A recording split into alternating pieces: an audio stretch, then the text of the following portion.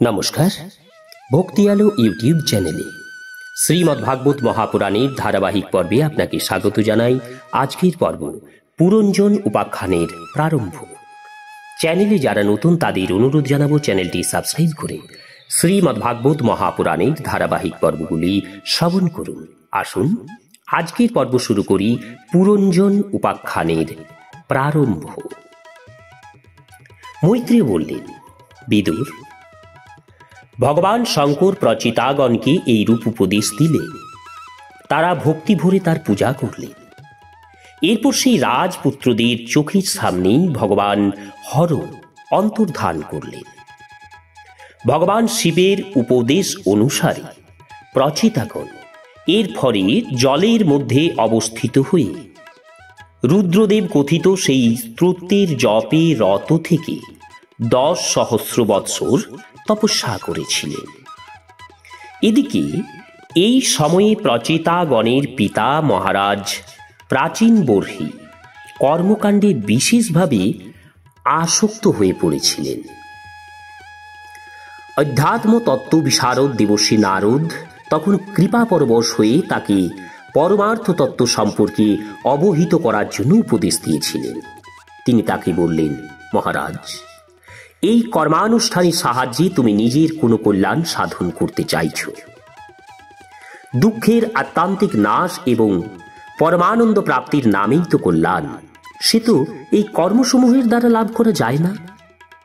রাজা বললেন, মহাভাগ দেবর্ষি নারদ, আমার বুদ্ধি কর্মকাণ্ডের প্রতি অত্যাসক্তিবশত বিভ্রান্ত হয়েছে, তার ফলে আমি পরম কল্যাণের সন্ধান পাচ্ছি না। আপনি আমাকে বিশুদ্ধ জ্ঞানের উপদেশ দিন, যাতে আমি এই কর্মবন্ধন থেকে মুক্ত হতে পারি। যে ব্যক্তি কপটতাপূর্ণ গৃহস্থর্মে থেকে পুত্র, স্ত্রী এবং ধনকেই পরম পুরুষার্থ মনে করে, সে মূঢ় ও জ্ঞানের বশে কুটিল সংসার পথেই বিচরণ করতে থাকে। সে পরম কল্যাণ কোনোদিনই লাভ করতে পারে না। নারদ বললেন, রাজা, দেখো দেখো, যে সহস্র সহস্র পশুকে তুমি নির্দয়ভাবে যজ্ঞে বধ করেছ, দেখো তাদের ওই আকাশে। দেবর্ষি নিজের যোগ শক্তি প্রভাবে নিহত পশুদের প্রত্যক্ষ করালেন। এরা সব তোমার যজ্ঞে বধ সময়ে দেওয়া কষ্টের কথা মনে রেখে প্রতিশোধ নেওয়ার জন্য তোমার অপেক্ষায় রয়েছে। তুমি যখন মৃত্যুর পর পরলোকে যাবে, তখন এরা উদ্দীপ্ত রোষে লৌহময় শৃঙ্গের দ্বারা তোমাকে ছিন্ন ভিন্ন করে ফেলবে। এই বিষয়ে আমি তোমাকে এক প্রাচীন ইতিহাস শোনাচ্ছি। তা হল রাজা পুরঞ্জনের চরিত্র। তুমি একাগ্র চিত্তে শোনো। মহারাজ, প্রাচীনকালে পুরঞ্জন নামে এক মহা যশস্বী রাজা ছিলেন। তার অভিজ্ঞাত নামে এক বন্ধু ছিলেন। কেউই তার ক্রিয়াকলাপ জানতে পারত না। প্রভাবশালী রাজা পুরঞ্জন নিজের বাসযোগ্য স্থানের সন্ধানে সমগ্র পৃথিবীতে ঘুরেছিলেন। কিন্তু যখন কোথাও যথাযোগ্য স্থান পেলেন না, তখন তিনি যেন কিঞ্চিত বিমনা, কিঞ্চিত উদাস হয়ে পড়লেন। তার মনে বিবিধ প্রকার ভোগের বাসনা ছিল। তিনি ভূতলে যত পুরী দেখলেন, তার কোনোটিকেই সেই ভোগ সমুদয়ের উপযোগী বলে মনে হল না। একদিন তিনি হিমালয় পর্বতের দক্ষিণ সানুদেশে, কর্মভূমি ভারতবর্ষে, এক নবদ্বারযুক্ত নগর দেখতে পেলেন। এই নগরটি সর্বপ্রকার সুলক্ষণযুক্ত ছিল। এই নগরটি চারিদিকে প্রাচীন এবং উপবন, অট্টালিকা, পরিখা, গবাক্ষ, তোরণ এবং স্বর্ণ ও রৌপ্য ও লৌহ নির্মিত শিখর সমন্বিত। বহু তোরণ ছিল, বহু সংখ্যক গৃহ ছিল। নগরটি সর্বত্র পরিব্যাপ্ত ছিল।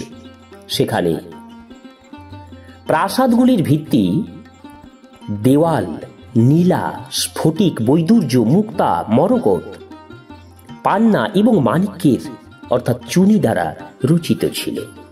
তার ফলে কান্তি ছটায় সমুজ্জ্বল সেই নগরী নাগলোকের রাজধানী ভগবতীপুরীর মতো সুদৃশ্য ছিল।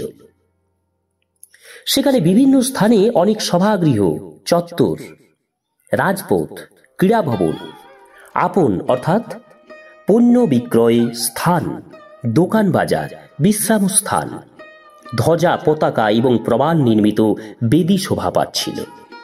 সেই নগরের বাইরে দিব্য বৃক্ষ এবং লতাসমূহে পূর্ণ একটি সুন্দর উপবন এবং তার মধ্যে একটি সরোবর ছিল। তার চারিদিকে বহুবিধ পাখি কলরব করছিল, ভ্রমরেরা গুঞ্জন করছিল। সরোবরের তীরে যে সকল বৃক্ষ ছিল সেগুলি ক্ষুদ্র শাখা এবং পল্লবগুলি নির্ঝর জলকণাবাহী বসন্ত বাতাসে কম্পিত হচ্ছিল এবং তার ফলে সেই তটভূমির শোভা যেন আরো বৃদ্ধি পেয়েছিল। সেখানকার বন্য পশুও মুনি জনচিত অহিংসাব্রত গ্রহণ করার ফলে কোনো প্রাণীরই কোনো ভয় বা কষ্টের সম্ভাবনা ছিল না। সেখানকার কোকিল কুজনে পথিকরা মনে করত যেন সেই উপবন তাদের বিশ্রামের জন্য আহ্বান জানাচ্ছে। সেই আশ্চর্য উপবনে বিচরণ করতে করতে রাজা পুরঞ্জন এক পরমা সুন্দরী নারীকে দেখতে পেলেন, যিনি দৈবক্রমেই সেখানে এসে পড়েছিলেন। তার সঙ্গে 10 জন অনুচর ছিল, যারা প্রত্যেকেই 100 জন করে নায়িকার অধিপতি ছিল। সেই স্ত্রী লোকটির দ্বারপাল এক পঞ্চফণাযুক্ত সাপ তার সঙ্গে থেকে তাকে সব দিক দিয়ে রক্ষা করছিল। নব যৌবন শালিনী সেই সুন্দরী বিবাহের জন্য উত্তম পুরুষের অন্বেষণ করছিলেন। তার নাসিকা, দন্তপংক্তি, কপোল এবং মুখ অত্যন্ত সৌন্দর্যময় ছিল এবং তার শ্যামবর্ণা সুশ্রোণী বিশিষ্টা সেই রমণী পীত বসন এবং স্বর্ণ মেখলা পরিধান করেছিলেন। তার বিচরণকালে 2 চরণে নূপুর ঝঙ্কৃত হচ্ছিল। তাকে দেখে মনে হচ্ছিল যেন সাক্ষাৎ কোনো দেবী সেখানে আগমন করেছেন। গজগামিনী সেই নারী নিজ কৈশোরাবস্থায় পরিচায়ক সুবৃত পরস্পর দৃঢ়ভাবে সংলগ্ন বক্ষোজদয় লজ্জাবশে বারংবার বস্ত্রাঞ্চলের দ্বারা আবৃত করছিলেন। সলজ্জ স্মিত হাস্যে তার রূপের মাধুর্য যেন অধিক বৃদ্ধি পেয়েছিল। তার প্রেমব্যঞ্জক ভ্রুবিলাস এবং সানুরাগ কটাক্ষ বাণী বিদ্ধ হৃদয় পুরঞ্জন মধুর বচনে তাকে বললেন, কমল দল লোচনে, তুমি কে? কার কন্যা? হে সাধ্বী, কোথা হতেই বা তুমি এখানে এসেছ? প্রিয়া, এই নগর প্রান্তে তুমি কোনো বিশেষ কাজ সম্পাদন করতে চাও? তা আমাকে বলো। তোমার অনুচর এই 10 জন মহাযোদ্ধা এবং তাদের পরিচালক অপর একজন, সুতরাং 11তম মহাবীর। এরা কারা? তোমার সহচরী স্থানীয়া এই মহিলারা এবং তোমার অগ্রগামী এই সর্প, এরাই বা কে? সুন্দরী, তুমি কি সাক্ষাৎ লজ্জাধিষ্ঠাত্রী হ্রীদেবী অথবা ভবানী, কিংবা বাগদেবী সরস্বতী অথবা লক্ষ্মী? মুনিগণের মতো এই নির্জনাবনে বাস করে তুমি কি নিজের পতির অনুসন্ধান করছো? তুমি তার চরণ কামনা করো, এই কারণেই তো তোমার পতির সমস্ত কামনা পরিপূর্ণ হয়ে গেছে। তুমি যদি লক্ষ্মী দেবী হও তো তোমার হাতের লীলাকমলটি কোথায় পতিত হলো? শোভনাঙ্গী, তুমি এই দেবীগণের মধ্যে কেউ নও, কারণ তোমার চরণ ভূমি স্পর্শ করে রয়েছে। তাহলে তুমি যদি কোনো মানবী হও, সেক্ষেত্রে তুমি এই পুরীকে অলঙ্কৃত করে আমার সঙ্গে বাস করো। যেমন লক্ষ্মী দেবী যজ্ঞপুরুষ বিষ্ণুর সঙ্গে পরম ধাম বৈকুণ্ঠপুরীতে নিবাস করেন, আমার পরিচয়ও তোমার জানা প্রয়োজন। আমিও একজন মহাবীর, বহু কর্ম সম্পাদনের কৃতিত্ব আমার রয়েছে, কিন্তু আজ তোমার কটাক্ষ আমার মনকে একান্তরূপে বিবশ করে ফেলেছে। তোমার সলজ্জ ভাব, মধুর স্মিত হাস্য এবং ভ্রু বিলাসের ইঙ্গিতেই যেন পরিচালিত হয়ে প্রবল কামদেব আমায় নিতান্ত পীড়া দিচ্ছে। অতএব হে সুন্দরী, আমার প্রতি দয়া কর। সুচিস্মিতা, তুমি লজ্জাবশত তোমার সুশোভন ভ্রুযুগল এবং তারকা উজ্জ্বল নয়নে শোভান্বিত কৃষ্ণবর্ণ চূর্ণকুন্তলে পরিবেষ্টিত মাধুর্যময় মুখটি আমার দিকে ফেরাওনি। আমি অনুমান করতে পারি এই মুখের বাণীও নিশ্চয়ই অমৃতবর্ষী হবে, যদি তার শোনার যোগ্যতা আমার নাও থাকে তবু। তোমার স্মিত বিকশিত আনন একবার তোলো, আমায় একবার অন্তত তা দেখতে দাও। নারদ বললেন, হে বীর, রাজা পুরঞ্জন এইভাবে যেন বিবশ এবং অধীর হয়ে সেই রমণীর অনুগ্রহ ভিক্ষা করলে। তিনিও স্মিত হাস্যে নিজের অনুমোদন জ্ঞাপন করলেন। প্রকৃতপক্ষে তিনিও পুরঞ্জনকে দেখে মোহিত হয়েছিলেন। তিনি বলতে লাগলেন, হে নরশ্রেষ্ঠ, আমি আমার জন্মদাতা কে তা নিশ্চিত রূপে জানি না, এমনকি আমি নিজের অথবা অন্য কারো নাম বা গোত্র জানি না। বীরবর, আমরা এখন এই পুরীতে বসবাস করছি, এর বেশি আমি আর কিছুই জানি না। আমার বাসের জন্য এই পুরীকে নির্মাণ করেছে, তাও আমার জানা নেই।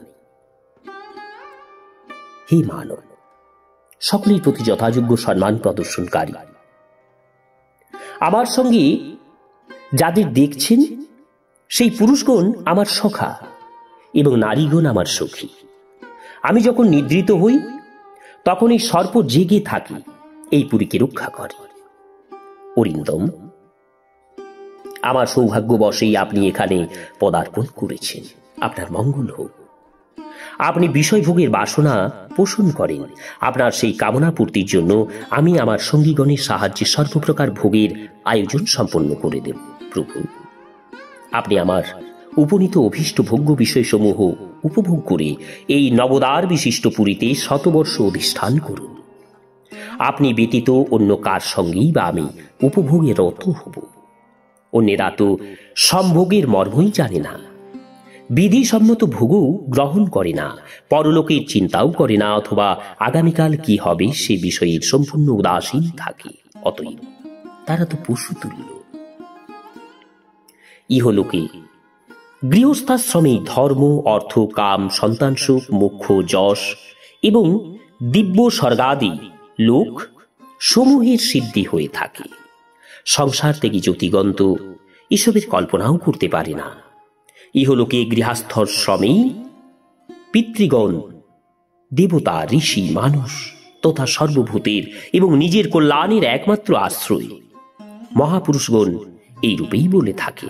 হে বীর, আপনার মতো বিখ্যাত উদার চিত্ত, প্রিয় দর্শন এবং প্রীতির যোগ্য পাত্র অযাচিতভাবে উপস্থিত হলে আমার মতো কোনো নারী বা পতিরূপে বরণ করবে না। হে মহাবাহু, আপনার ওই নাগতুল্য সুগঠিত বলিষ্ঠ ভুজদয়ের বন্ধনে ধরা দিতে পৃথিবীতে কোন রমণীর মনেই বা উৎসুক না হবে? আপনি তো আপনার মৃদু হাস্য মধুর করুণাপূর্ণ দৃষ্টিতে আমার মতো অনাথাদের মানসিক সন্তাপ হরণের জন্য পৃথিবীতে বিচরণ করছে। নারদ বললেন, মহারাজ, এইভাবে সেই দম্পতি পরস্পর সম্মতিক্রমে সেই পুরীতে প্রবেশ করে শতবৎসর কাল আনন্দ উপভোগ করতে লাগলেন। আর সেই পুরী মধ্যে বিভিন্ন স্থানে গায়কগণ পুরঞ্জনের স্তুতিগান করত। গ্রীষ্মকালে তিনি স্ত্রীগণে পরিবৃত হয়ে সরোবরে অবতীর্ণ হয়ে জলক্রীড়া করতেন। সেই নগরীতে যে 9টি দ্বার ছিল তার মধ্যে 7টি ছিল উপরিভাগে এবং 2টি ছিল নিচে। যিনি সেই নগরীর রাজা হতেন তার ভিন্ন ভিন্ন দেশে যাওয়ার জন্য এগুলি নির্মিত হয়েছিল। রাজন, এই দ্বারগুলির মধ্যে 5টি ছিল পূর্ব দিকে, 1টি দক্ষিণ দিকে, 1টি উত্তর দিকে এবং 2টি পশ্চিম দিকে। আমি সেগুলির নাম বলছি। পূর্ব দিকে খদ্দোতা এবং অবিরমুখী নামে 2টি দ্বার একই স্থানে পাশাপাশি নির্মিত ছিল। এই 2টি দ্বার দিয়ে পুরঞ্জন দুমান নামক বন্ধুর সঙ্গে বিভ্রাজিত নামক দেশে গমন করতেন। পূর্ব দিকের অপর 2টি দ্বার নলিনী এবং নালিনীও এই রকমই একই স্থানে অবস্থিত। এই 2টির মধ্যে তিনি অবধূতের সঙ্গে সৌরভ নামক দেশে গমন করতেন। পূর্ব দিকের 5ম দ্বারের নাম মুখ্যা। রাজা পুরঞ্জন এর মাধ্যমে রসজ্ঞ এবং বিপনের সঙ্গে যথাক্রমে বহুদন এবং আপন নামক দেশে যেতেন। নগরীর দক্ষিণ দিকে পিতৃহু নামক যে দ্বার ছিল তার মাধ্যমে তিনি সূত্রধরের সঙ্গে দক্ষিণ পাঞ্চাল নামক দেশে যেতেন। পুরীর উত্তর দিকে দেবহু নামক দ্বার, সেটি দিয়ে পূর্বোক্ত শ্রুতধরেরই সঙ্গে তিনি উত্তর পাঞ্চাল নামক দেশে গমন করতেন। পশ্চিম দিকে ছিল আসুরি নামক দ্বার। দুর্মদের সঙ্গে সেই দ্বার পথে তিনি গ্রামক দেশে গমন করতেন। পশ্চিম দিকের অপর দ্বারটির নাম নিরৃতি এই পথে তিনি লুব্ধকের সঙ্গে বৈশোষ নামক দেশে যেতেন। সেই নগরের অধিবাসীদের মধ্যে নির্বাক এবং পেশস্কৃত এই দুজন নাগরিক ছিল অন্ধ। রাজা পুরঞ্জন চক্ষুষ্মান নাগরিকদের অধিপতি হওয়া সত্ত্বেও এই দুজনেরই সহায়তায় বিভিন্ন স্থানে গমনাগমন এবং সর্বপ্রকার কর্ম সম্পাদন করতেন।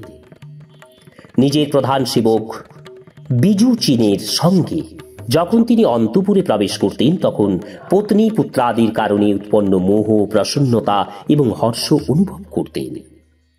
পুরঞ্জনের চিত্ত এইভাবে বিভিন্ন প্রকারের কর্মজালে আবদ্ধ হয়ে পড়ল। কামের বশ্যতা স্বীকার করায় মোহগ্রস্ত হয়ে তিনি রমণীর দ্বারা প্রবঞ্চিত হয়েছিলেন। তার মহিষী যে যে কাজ করতেন, তিনিও সেই সেই কাজেই প্রবৃত্ত হতেন। পত্নী যখন মদ্যপান করতেন, পুরঞ্জনও তখন মদ্যপান করতেন এবং মদনমত্ত হয়ে উঠতেন। মহিষী ভোজন করলে তিনিও ভোজন করতেন। মহিষী প্রধান অন্ন ভোজন ব্যতি রেখে অন্য কোনো খাদ্য গ্রহণ করলে তিনিও তা গ্রহণ করতেন। এইভাবে কখনো তিনি গান করলে পুরঞ্জনও সঙ্গীতে রত হতেন। তিনি কাঁদলে কাঁদতেন, হাসলে হাসতেন, কথা বললে কথা বলতেন। তিনি ধাবিত হলে নিজেও ধাবিত হতেন, দাঁড়িয়ে থাকলে নিজেও দাঁড়াতেন, শয়ন করলে নিজেও শয়ন করতেন, উপবেশন করলে নিজেও উপবেশন করতেন, মহিষী শ্রবণ করলে তিনিও শ্রবণ করতেন, দেখলে দেখতেন, আঘ্রাণ নিলে নিজেও আঘ্রাণ নিতেন এবং তিনি কোনো কিছু স্পর্শ করলে নিজেও স্পর্শ করতেন। কখনো তার জায়া শোক করলে তিনি নিজেই অত্যন্ত দিনের মতো শোকে আকুল হতেন।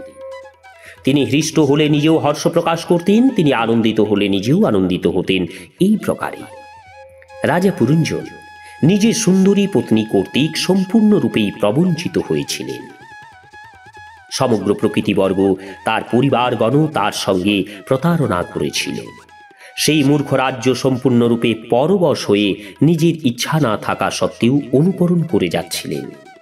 যেমন খেলা দেখানোর জন্য পালিত বানর পরের দ্বারা চালিত হয়ে বিভিন্ন প্রকার আচরণ করে থাকে, ঠিক সেই রকমই। নমস্কার, আজকের পর্ব এখানেই শেষ করছি। আগামী পর্ব পুরঞ্জনের মৃগয়াগমন এবং মহিষীর কোপ। চ্যানেলে যারা নতুন তাদের অনুরোধ জানাবো চ্যানেলটি সাবস্ক্রাইব করে শ্রীমদ্ ভাগবত মহাপুরাণের ধারাবাহিক পর্বগুলি শ্রবণ করুন। রাধে রাধে, হরে কৃষ্ণ।